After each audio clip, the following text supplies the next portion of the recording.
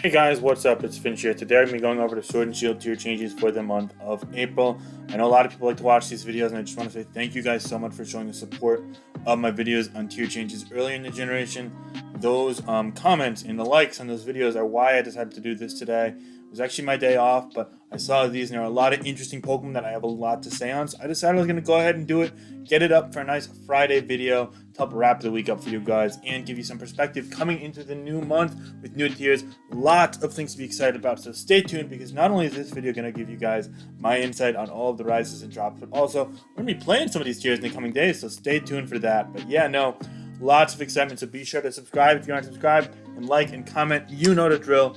I'm not going to drill you in anymore in it. Let's get poppin'. Rises for OU. We see Bisharp, Kyurem, Skarmory, Slowking, Zeraora. Some of these very much overdue others, some trendy Pokemon that may stay, maybe not. Let's get into it. First off, we have Zeraora and Slowking. In my opinion, these two are some of the best 15 Pokemon in the metagame. Slowking is actually one of the top 10 Pokemon in the metagame in my eyes as well. It's really, really good right now. Without a doubt, it should have been OU by usage before this, but we're back to the normal lengthier tier changes, so it was able to stick around and kind of shape UU for a while too, but now it's OU where it rightfully belongs. Unfortunately, UU gets a little shafted with its departure. Same goes for Zeraora, but it's definitely good. Slowking is a great, especially defensive pivot. You can check things like Nidoking, Heatran, potentially even scout out things like Specs Dragapult, just stomach a Draco or a Specs Shadow Ball. You're pivot into Combine Fable, for example. Let's say it's Combine plus Flamethrower and you have a Melmetal. You could come in, you could go ahead, take that +1 Moonblast and get Melmetal in and threaten to kill it, or Choice Band Rillaboom and threaten to kill it. Those kind of situations open up the game wide for teams with offensive Pokemon if they want to get in safely but can't really. And pair that with Future Sight, and it actually makes it pretty threatening itself. So not only is Slowking a nice pivot, but it enables offensive partners, which makes it good on both balanced and bulky offensive teams. And on top of that, it's not even passive. So all in all, Slowking is kind of a foolproof Pokemon, if you will. I definitely think it should see consistent usage in the metagame, and I'm glad that we're seeing it here. Zeraora is a more offensively oriented pivot. It does give you that electric immunity, which is hard to come by in this metagame. I definitely would advise trying it out. It's a nice check to Tornadus T as well, which is a pretty damn good Pokemon. And on top of that, I really enjoy knocking off things like Landorus T and Garchomp against it, and then gradually chipping them down. You lose leftovers on Landorus T on turn 1, and then take Stealth Rock, that's 12.5%, Knockoff does another 20%, etc. All of a sudden, another switch and you're at half health, another couple switch-ins, and you lose to Zeraora. Those kind of snowball games where Stealth Rock plus Knockoff chip, maybe like status here and there, take out Landorus T, take out Garchomp, are right in Zeraora's wheelhouse where, yes, they have counters and checks to you, but they don't actually beat you, and that goes such a long way towards Zeraora solidifying itself as a Pokemon in OU, and it definitely faces some stiff competition from Tapu Koko right now, but I still firmly believe that it's a good Pokemon, so we'll have to wait and see how that goes. Next up, we have Kyurem. Kyurem is another Pokemon that probably should have never have dropped to UU, but with Cinderace McGearn in the metagame, there was not enough room for it, so it didn't see the same usage it did now, but all of a sudden those bans happened and it shot up in usage. Shot up. You're seeing Kyurem every couple of games, honestly, and the ladder in my experience, especially a lot of Specs Kyurem, some sub-roost unbalanced Kyurem teams, and even with a little support, the Dragon Dance set can work as well. I've even seen Scarf as kind of a lure to like lead Dragapults and Zeraoras and Urshifu Rapid and whatnot, getting those surprise KOs, which is also pretty underrated in my eyes. I don't view Kyurem as a reliable Pokemon in that capacity, but I think that the spec set and the sub-roost sets are still very consistent. So maybe there are some fringe options that can get you kills here and there, and then there are more reliable options, but it has a nice spectrum, a nice wide array of sets that are viable on it, coupled with the fact that it's very threatening.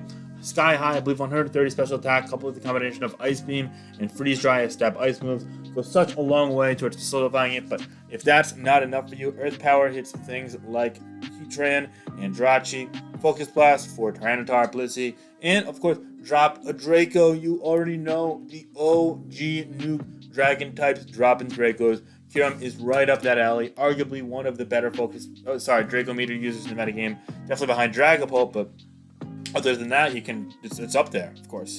Bisharp is another trendy pick in the OU metagame. While it maybe doesn't have enough viability to reach the levels of things like Slowking, Zeraora, or even Kyurem, Choice Banded Bisharp has actually caught on, and it's a really strong breaker. We saw it a lot recently in the Smogon Premier League later stages and playoffs, so it's really cool to see that catching on gaining friction. It's also really good at breaking cores and forcing knockoffs in the Pokemon you need healthy for teammates. It kind of like opens the door, if you will. It's either going to break through, which it definitely can do, or it's going to force openings. Either way, it's a great underrated option in my eyes. I definitely would advise trying it out. I quite like Bisharp, and I think that both Swords Dance and Choice Band are pretty solid in this metagame. So yeah, I'm curious to see how that'll pan out. I think it'll stay OU for at least the time being. Skarmory, finally, spikes are picking up in usage and viability in metagame, and it's not just Ferrothorn, it's Skarmory as well. While it doesn't do too well against common defoggers like Corviknight and like Zapdos, and even Moltres, which I guess we see every now and then, although it did drop to UU as you saw, it's still solid. Iron Defense with Speed EVs for things like Magnezone is also really cool, so they can't trap you, and you still retain a lot of physical bulk. You can also run that in Corviknight for what it's worth. Overall, I think that Skarmory is good, not great in the metagame. I definitely see the top 20-25 Pokemon, and it should stay OU for the time being, but I don't see it as a world beater. I don't see it as one of the best Pokemon.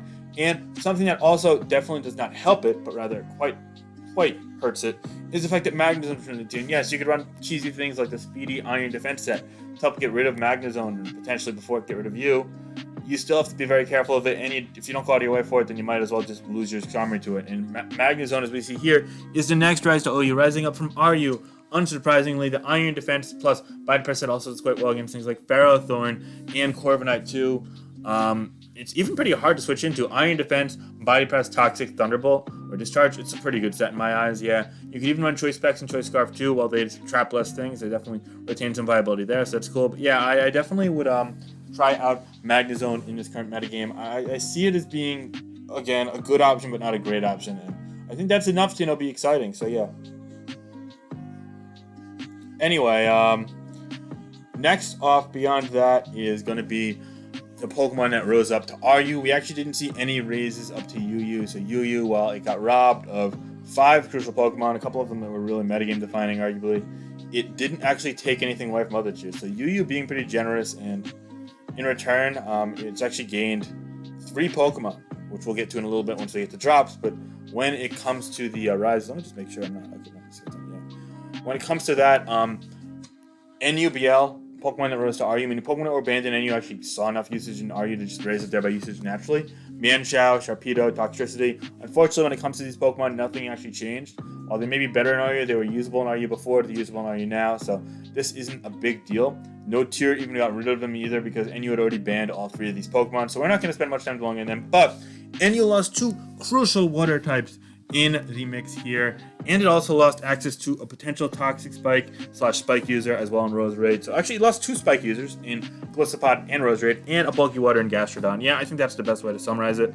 As for Gastrodon, it had a massive defensive presence in the metagame, holding back a number of fire types such as Slazzle, while also being its durable electric immunity, which came in handy in a metagame where Volt Switch was used quite a bit. There are some big winners from that. And on top of that, it had the ability to spread status with things like Scald and or Toxic, which definitely kind of warped how we approach team building. You definitely want to be a bit more status conscious in your building, especially when using more balanced teams. More offensive teams can maybe weather that storm as long as you're doing enough damage, but balanced teams perhaps a bit less so. So definitely something that's a bit of a weight off of your shoulders. You'll have to shift your focus to other bulky waters, of course, that will reside in the tier, but Gastrodon no longer for the time being. I'm not too sure how great it is in RU. I think it'll probably drop back again, but for now, it's definitely good enough. Next off is Gliscopod, a Pokemon that I'm admittedly a little surprised to see rise up. I haven't seen a ton of it in RU myself, but admittedly my exposure to RU metagame is pretty limited. Of course, Gliscopod is a great Pokemon. First impression off of Stab is really strong, coupled with the fact that it has heavy-duty boots, which really bolster its viability in this generation. It's able to set spikes up, force knockoff, and also deal off strong damage with things like knockoff or Stab Liquidation / Leech Life. In NU, it did a really good job at kind of being an anti-offensive presence with the ability to threaten spikes and first impression. In RU, I'd imagine its role is more of the same. I can't see anything else but heavy duty boost being used on it. It also kind of, while emergency exit is like an awkward ability, if you time it well and you play it optimally, it can actually be used very much in your favor. I think it's a cool pivoting mechanism, and I definitely have grown more fond of Gliscod as a Pokemon as I've got to use it more and see it more in lower tiers. And I think it kind of gives me the vibe of an RU Pokemon. Not that that really says much. I'm not an RU player, and I definitely don't want to speak on their behalf, so please don't take me as this saying that. But I'm not shocked to see it go up, even if I didn't see it a ton. And I'm definitely excited to see how it'll do there, or if it'll drop back down and we could use it again as a toy in the NU metagame. Another Pokemon NU lost that was pretty underappreciated in the metagame was Roserade. Unfortunately for Roserade, it just didn't fit given the abundance of other poison and or spiking Pokemon in the metagame. Even grass types gave it stiff competition with things like Rotom-Mow fitting onto a lot more teams right now, and it still is the case. So, perhaps not the biggest loss from NU. It rose up from PUBL, showing that it didn't even receive the initial usage to hit NU by a usage. But it got banned from PU, so it's not like it was really robbed of a tier it saw much usage in. So I guess that's not the end of the day, but either way, Roserade has a ton of things it could do. It could sleep, it could spike, toxic spike, strong damage with Leaf Storm and Sludge Bomb, etc. If you don't have a steel type, you gotta be careful of that. So yeah, Roserade rising into RU is completely unsurprising to me, and I'm glad to see it succeeding. Some other Pokemon that were in the borderline to the tier above it conundrum are Exploud, Surfetch'd, and Tauros. Those Pokemon were not usable in PU due to getting banned from it, but now they're just NU by usage outright. Unsurprising given how strong all three of these are. Exploud is a mammoth wall breaker in the special end, whereas Surfetch'd does a similar job on the physical end while hitting them hard with that scrappy boosted close combat, and also having first impression as a potential priority option as well. Tauros is more of a faster breaker. It's also fragile like these two, but it does have more in the speed department, and of course that sheer force boost is going to go a long way towards boosting its attacks all around. Yeah. As for some other things, NU actually stole some more Pokemon. Unsurprisingly, it stole a couple of Fiends from the Hail archetype. It stole Vanilluxe, Aurus, Arctovish, and Sandslash-Alola. The Pokemon from ZU, the Vanilluxe and Aurus, were mainly used as Hail setters in the tier, and Hail is one of the most common archetypes in the NU ladder right now, so that should be unsurprising. I'm surprised they weren't NU to begin with, in all honesty, but yeah, they definitely belong in NU right now, even potentially getting banned in NU in some capacity moving forward, so that'll perhaps stifle the usage and send them right back down to ZU or PU. We'll have to wait and see. But also, on top of that, Arctovish with Choice Band Slush Rush, and Sandslash-Alola with Slush Rush and a number of coverage moves and utility are helping define that archetype too. So yeah, all four of those Pokemon rising, completely unsurprising, and worth grouping in just one large point saying, screw you, Hail, super common, super strong, and probably pretty problematic in this metagame right now. So yeah, actually in the middle of a council vote on that, so we'll have to wait and see how that goes. Next up, we have the birds, because the bird's the word. I'm not gonna put you through the full song. I promise you, I'm not gonna put you through the whole song. But we got Braviary and Talonflame. Talonflame has been bossing it up for a hot minute. It feels like it should have been on you for a while now. I'm shocked it wasn't. One of the best Porion answers, that Flame Body ability coupled with Heavy Duty Boots to negate Stealth Rock weakness makes it a pretty good defogger against the most common rocker in the metagame. It does struggle against Diancie and other things like Toxic Bronzong, for example, but you have to pick your slots, that's for sure. It runs predominantly bulky sets given that. High base speed coupled with decent natural bulk when invested into for NU standards, and the ability to get Wisp off. It's a very practical Pokemon. It checks a number of things, and it honestly kind of warped how we played the deal. We see Marco Perigel with Rock Boost, for example, to scout for it, which is going to come in handy in that matchup, but otherwise it doesn't really do anything. So yeah, I think that Talonflames fit really nicely in the metagame, and I'm curious to see how the tier continues to move with it. As for Braviary, personally, I love using it as a defiant user on hyper offense, but we've seen other uses as well. Setup sets with Boots, for example, can go a long way in the metagame. I'm not the most well versed in Braviary usage, and I've only used it on hyper offense myself yet, but I've seen it a few times in different capacities on balance and bulky offense, and it's strong. It has nice coverage on the physical offensive side, and it has decent enough natural bulk to where it's definitely passable in the metagame as a bulk up user as well. So that's cool. Finally, we also have Porion. Unsurprising there, a water immunity that's able to psych up things like like Fishes ran from Arctovish, coupled with the fact that Flip Turn avoids passivity, and Wishless Protect off of large HP stats and mono water typing is great. I guess this is a good thing, seeing as we lost Gastrodon, that Vaporeon is already seemingly filling its shoes. So yeah, those are all the Pokemon that rose up to NU. PU actually gained a couple fighting types from ZUBL, which again, it doesn't matter. They were already usable in PU, and they weren't usable in ZU, so Scrafty and Toxstroke now in that tier, despite being solidly NU Pokemon early in this generation, and even last generation at times, with Toxstroke even being banned from any last generation due to Z moves being really good on it. Also, Lycanroc and the Sandcastle Palossand rising up to Pew as well. Valuable options for sure. Unfortunately, I'm not very well versed in the Pew metagame right now, so I don't want to speak too much on their behalf, but my understanding is Lycanroc is a great offensive weapon, whereas Palossand is a good, durable defensive weapon and stealth rocker. So yeah. Now, let's look at the drops from the Smogon metagames during the month of April. We're about 15 minutes into the video, so nothing too crazy, thankfully, so I can give some more detail on these. Drops are Pokemon that did not see quite enough usage in the main tier, so they're going to drop down to the tier below. Or, in the case of Pokemon were banned, the borderline below, which is the case for Zapdos Galar, which has been banned from UU via, I think it was Council Vote, not Suspect Test, but either way, Zapdos Galar, regardless of what was banned from UU, was too strong for that metagame for sure. So now that it's not seeing enough usage in OU, which I did predict last time around, by the way, I said it doesn't have the sticking power in the metagame, unfortunately. Now that that's the case, it's going to reside in UUBL, kind of like the Staraptor placement, which is unfortunate, but hey, better days are ahead, hopefully. Let's wait and see. With that said, though, OU did drop some fun Pokemon to the lands down under UU and RU, respectively.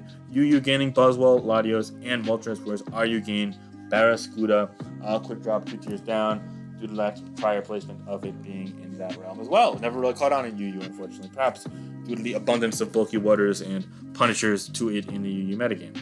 Regardless of that fact, though, UU gaining Buzzwole, Latios, and Moltres is huge. Moltres with heavy-duty boots should be a good offensive and defensive option in that metagame, being able to wall a number of things, while Knockoff from Scizor will be pretty pesky towards it. We're going to have to wait and see how that dynamic really pans out, truth be told. It also will do well against Fellow Drop Buzzwole, which can come in handy for it too, and that can't knock it off, although it can use some super effective coverage moves against it, so you got to be careful. Also considered. Yeah. Speak of Buzzwole. Buzzwole's going to be super good in the UU metagame. It is all the coverage in the world. It is a decent speed tier for that tier. Not overwhelming, nothing flashy, but for a Pokemon with such massive physical bulk, definitely good. Good speed tier there, at least. And mammoth attack, coupled with all the coverage. My oh my, Buzzwole is going to be one of the best Pokemon in UU. And finally, Latios, which is already banned from UU. Latios now because got banned today on the 1st of April when the stats dropped from the UU. Unanimous council votes. Unsurprising there. Glad to see that get out of the way. Alakazam as well. I mean, losing things like Zeraora or Revenge Killer and Slowking, a Pivot, and Bisharp potential Revenge Killer when Alakazam and Latios would still be in the tier just seems absolutely ludicrous. So those Pokemon being gone, good. One less thing to discuss, unfortunately, but that's fine. As for Barraskewda and RU, it's going to be a great Revenge Killer and offensive pivot. It is very fragile, and rain teams aren't really the same down there as they are in OU for obvious reasons. But with that said, Barraskewda standalone is still a very viable option. Curious to see if it'll stay there, or if it might even fall NU. I wouldn't love that personally. I think it should stick around in RU. People should give it a chance. It's got nice natural speed, good coverage, and a pretty high attack stat as well, so that's promising. Is it perfect? No, it's still fragile. It still is kind of linear in what it can do, but that's still that's Barraskewda for you. So yeah, NU gained 2 Pokemon I am super excited about. It gained Entei and Glastrier, 2 very promising offensive options in the metagame, both with also respectable natural bulk, which goes a long way towards solidifying them as probably top tier options in the metagame if I had to guess. Albeit I've been wrong before, so I guess we're going to have to wait and see.